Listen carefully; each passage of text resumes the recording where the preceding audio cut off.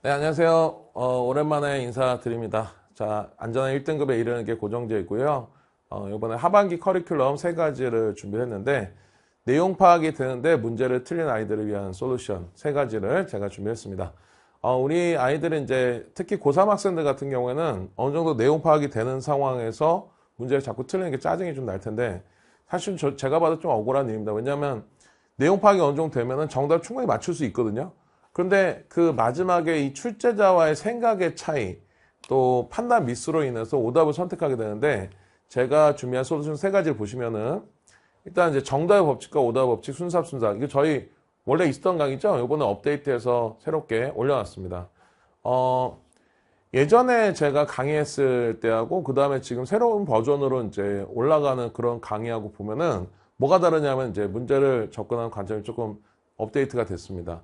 특히 이제 이 정답의 법칙 같은 경우에는 정답을 찾는 과정이 예전과는 조금 달라진 게 뭐냐면, 뭐 예를 들어서 빈칸을 갖고 예를 들게 되면은, 예전에는 빈칸에 들어갈 말이 뭔가 좀 타겟이 좀 명확했습니다. 그래서 보통 이제 빈칸 앞에 보면은 뭐 고정제는 빈칸이다 이러면 고정제에 대한 설명 찾았으면 되잖아요. 그죠? 그런데 요즘에는 빈칸 양쪽에 있는 말이 조금 이해가 안 되고, 그리고 이 빈칸에다 뭐라고 써야 될지 잘 모르는 그런 상황들이 많아요.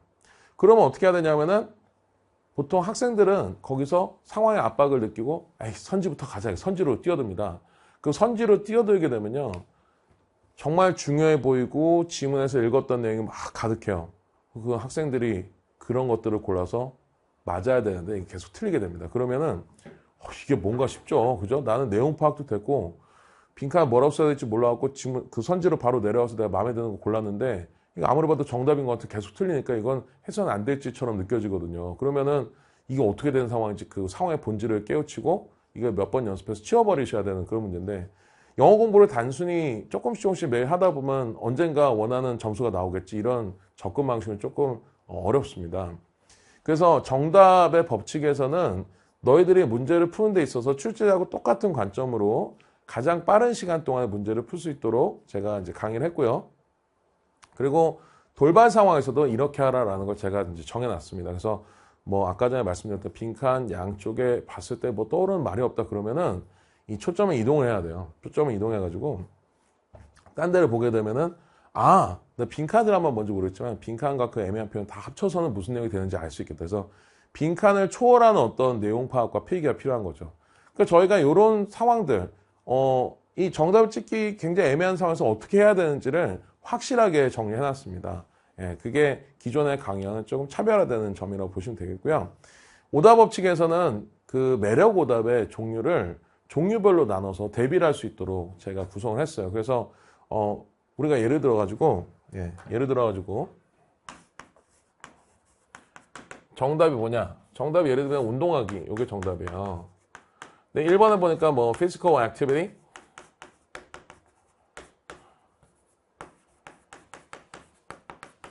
그럼 신체 활동인데, 운동이라고 생각하는 사람은 신체 활동이 정답처럼 조금 덜 느껴질 수 있죠? 근데 이제 2번에 보니까 뭐 예를 들어 regular exercise 이런 표현이 들어있는 거예요. 그럼 얘는 규칙적 운동이니까 운동이 정답이니까 규칙적 운동이네 이렇게 찍어서 틀리게 되거든요. 근데 출제자는 뭐라고 생각하냐면은, 야, 운동을 만들 규칙성에 대해서 얘기한 적 없잖아, 이런 식으로. 매력 오답 만들면 이건 진짜 100% 정답에다가 딱 본문 밖의 내용인데, 웬만하면 이제 본문 밖의 내용이긴 한데 왜 본문 안에 있는 내용처럼 느껴지냐면 이 두 가지가 너무 연상이 잘 돼요. 그러니까 운동 그러면 규칙적 운동이란 말이 너무 당연하게 그 규칙적 운동 맞지 이렇게 생각되는 거야. 함께 자주 쓰여서 그런 경우도 있고, 예를 들면 피자 하면 콜라가 생각나는 것처럼 고정관념 때문에 그런 경우도 있고, 그리고 또 보통 좋다 나쁘다랑 같이 판단은 저희가 직접 하는 경우도 있거든요. 예를 들면 뭐 비만이다 그러면 건강에 안 좋은 비만이다 그러면 정답인 것 같은데, 지문에 보면 건강에 안 좋다란 말이 없는 거예요. 이런 거죠. 그죠? 그래서 본문 밖의 내용을 집어넣은 100% 정답에다가 살짝 본문 밖의 내용인데 쉽게 연상이 되는 걸 집어넣어 놓은 이런 정답 플러스 X, 이런 형태의 매력 오답. 이게 제일 많죠. 그죠? 그럼 얘를 지우는 거에만 초점이 되어 있는 거예요. 오답 법칙 같은 경우에는 기본적으로 정답이 좀 우리 예측을 벗어나는 그런 이제감이 심하고, 그 상황에서 매력 오답을 던져서 아이들 틀리게 만드는데, 계속해서 틀리다 보면은 나 똑같은 패턴을 계속 틀리고 있구나 아마 깨닫게 될 겁니다. 그래서 매력 오답은 이제 시험장에 가서 알아보고, 야, 이거 틀리라고 그랬구나 라는 걸 출제자 머리 꼭대기에 서서 파악할 수 있도록 만든 수업이 이 수업이에요. 그래서 기본적으로 정답 내용 파악이 된다 그러면 이거 두 개를 사실 이제 이 매력 오답이라든가 학생들을 잡는 어떤 트랩이라든가 이런 상황들이 좀 정해져 있거든요. 수능이 30년이 되다 보니까 이 트랩이 뭐 전혀 새로운 게 안 나오고 있어요. 그래서 우리 학생들한테 이 상황에서는 이렇게 하라, 이렇게 벗어나라, 탈압박을 하라라고 제가 두 개의 강의를 통해서 전달해 드리는데 아마 모든 문제에 다 적용 가능하고 그리고 또 지금까지 기출되었던 모든 30년 동안의 수능 문제도 당연히 적용 가능하고 앞으로의 문제도 조금 대비할 수 있지 않을까 생각이 됩니다. 그래서 제가 봤을 때는 수험생이라면 내용 파악이 어느 정도 되고 영어 실력이 어느 정도 쌓였다 그러면 이 과정을 제 수업을 통해서든 다른 사람의 수업을 통해서 어떻게든 뚫고 나가셔야 그래 안전하게 이 등급을 지킬 수 있을 거라고 생각이 되거든요. 피할 수 없는 그런 과정이라고 생각합니다. 그리고 정답과 오답 법칙에서도 순서 삽입 문제를 다뤄요. 근데 그 양이 좀 적기 때문에 우리 학생들이 현장에서 보면은 좀 집중적으로 연습이 필요하다. 그래서 실질적으로 이걸 가지고 이제 수업을 하게 되면 학생들이 내용 파악이 어느 정도 되는 친구들은 순서 이 제목이 말해주는 것처럼 순서 삽입 문제 굉장히 좀 시원하게 풀어버리고 확신을 가지고 문제를 풀고 그렇게 이제 문제를 만들어놨습니다. 특히 이제 순서 삽입하고 뭐 빈칸 같은 빈순삽 같은 경우에는 우리 학생들이 주로 틀려서 등급을 결정하는 그런 문제들인데 이게 영어가 차지하는 부분은 제가 봤을 때는 절반 정도 되는 것 같고 영어가 아닌 부분이 한 절반 정도 되는 것 같거든요. 그 영어가 아닌 부분은 뭐냐면 문제를 이렇게 풀어야 되고 이런 것도 오답을 처리하고 이런 규칙 같은 게 있는데 이 수능 시험 문제에는 설명서가 안 나오잖아요. 그죠? 이 설명서가 필요한 친구들을 위한 그 수업이 아닐까 생각이 됩니다. 일관되게 풀어서 쉽게 맞춰버리는 건데 아마 보통 그 선생님들이 설명한 내용과는 차이가 있을 거라고 생각이 됩니다. 왜냐하면 모든 문제를 다 맞추려고 하다 보니까 차이가 있을 거라고 생각이 되고요. 자, 그리고 마지막은 이제 스포일러 모의고사는 저희가 원래 이제 연중으로 진행하고 있는데 9월 평가원 대비와 또 수능 대비. 이전에 모의고사를 풀어도 상관없습니다. 저희가 여기에서 공부했던 이럴 땐 이렇게 하라라는 어떤 프로토콜이라는 거는 1단계는 뭐뭐 하고 2단계는 뭐뭐 하고 3단계는 뭐뭐 하라는 그런 어떤 규칙을 말하는 건데요. 이런 것들을 실전에서 이럴 땐 이렇게 하라라고 풀면 좋겠다라는 걸 이제 실전에서 연습할 수 있도록 하는 그런 컬입니다. 정답의 법칙 같은 경우에는 아까 말씀드렸지만 내용 파악이 되는데 정답을 찾는 과정에 확신이 없어서 우왕좌왕하는 거죠. 이게 정답이니까 이게 정답을 느낌으로 자꾸 푸는데 그게 아니라 확신을 가지고 풀 수 있도록 만들어져 있고요.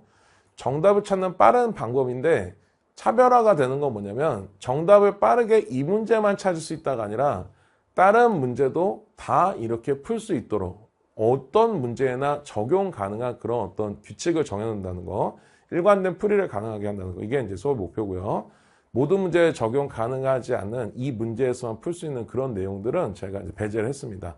그래서 이 과정을 딱 겪고 나면은 제가 봤을 때는 정답을 찾는 과정에 뭔가 우왕좌왕하거나 이거 어떻게 해야 되지? 뭔가 좀 애매한 상황은 싹 없어질 거라고 생각을 하고요. 전체 지문은 제가 해석하면서 강의를 했습니다. 해석력을 높이려는 친구들한테도 등급이 좀 낮아도 따라올 수 있도록 제가 만들어 놨습니다. 문제는 빈칸, 순서, 삽입, 어휘, 밑줄, 주재료. 사실 주재료만 하더라도 뭐 여러 가지 있죠. 다 담았고 밑줄도 사실 빈칸하고 거의 비슷하게 풀립니다.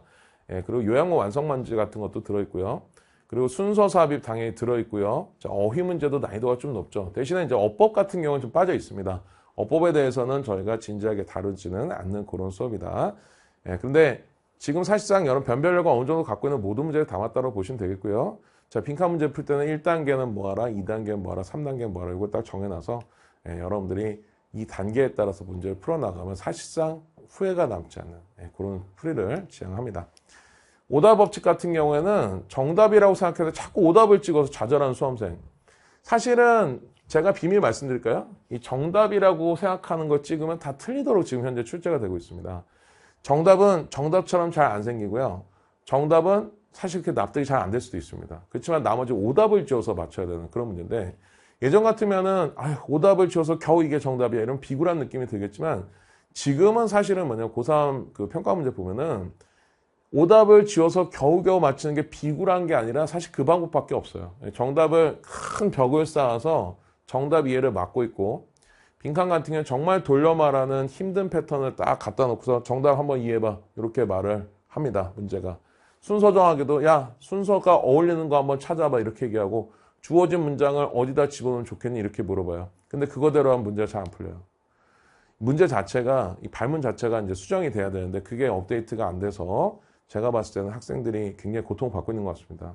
그게 만약 영어의 문제라면 제가 사실은 저보다 더 잘하는 사람이 있겠지만 영어의 문제가 아닌 부분에서 학생들 틀리게 만드는 그런 코드가 정해져 있다 보니까 이걸 제가 전달해 드리는 게 사명이 됐고, 그리고 재미있는 건 뭐냐면 동일한 영어 실력의 아이인데 점수 차이가 굉장히 많이 날 수 있다는 거죠.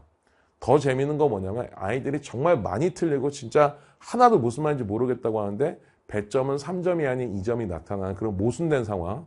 그러면 출제자는 이 문제를 정말 쉽게 풀 수 있으니까 3점이 아닌 2점을 줬을 텐데 우리 학생들만 모르고 있는 그런 내용에 대해서 제가 강의를 해서 학원 강사로서 내가 이 부분을 통해서 약간의 치트키를 쓸 수 있다. 이런 느낌들을 다 담았다고 보시면 되겠습니다. 그러니까 이렇게 치고 들어올 것이다. 아까 전에 제가 매력오답 상황 하나 설명드렸지만 이렇게 치고 들어올 상황에서 어떻게 할 것이냐. 그거 상황별로 나눠놨어요. 그래서 이 상황에서는 이렇게 치고 들어오는 오답을 피하면 되고 정답 이해에 대해서는 굳이 신경 쓰지 않는다. 나머지 치웠으면 넘어간다. 이 전략을 체계화시킨 강의라고 말씀드릴 수 있겠습니다. 마찬가지로 빈칸에서 주재료까지 전부 다 저희가 담고 있고요.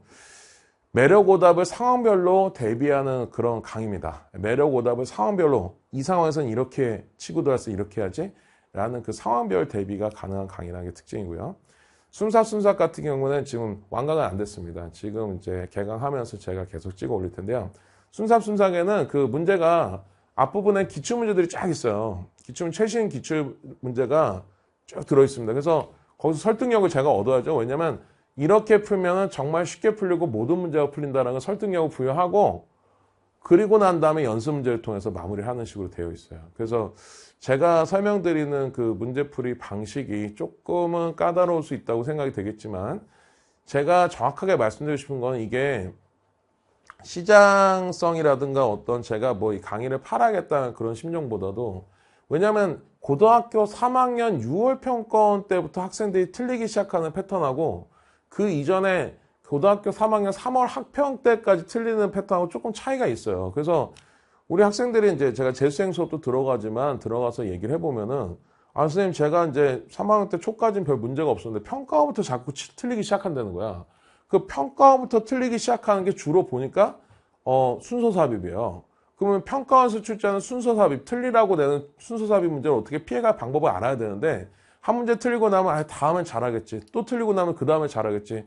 뭔가 문제 푸는 방법에서 습관과 고집을 내려놓지 못하더라고요. 진짜 오픈마인드로 따라오신 분들 저 따라오셔가지고 쉽게 풀 수 있는 분 쉽게 푸시고 지문은 또 만만하게 저희가 봐야 됩니다. 지문에 그 영어 지문이 굉장히 복잡해 보이지만 실제로는 내용이 몇 개가 없어요. 그래서 만만하게 바라보고 어떻게 치고 들어가냐. 순삭을 통해서 순서 삽입 문제풀이를 느낌이 아니라 확신을 가지고 풀고 싶은 수험생들한테 제가 솔루션을 제공하는 그런 강의가 되겠습니다.